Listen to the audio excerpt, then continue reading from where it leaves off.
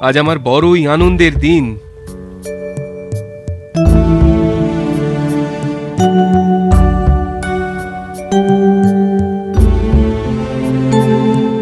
কয়েক মাস পরে রাজা জানতে পারলেন তার ছোট রানী সন্তান সম্ভবা মা হবেন। এই খবর শুনে রাজা খুবই খুশি হলেন। মনের আনন্দে রাজা তার অনুচরদের নিয়ে গভীর জঙ্গলে গেলেন শিকার করতে। সোনালি হরিণটা গেল কোথায়? এদিকেই তো ছুটে আসলো। আরে, এই গভীর জঙ্গলে এক বড় মা সুন্দরী কোথা থেকে এলো? এখানে একা বসে কি বা করছে? তুমি কে সুন্দরী?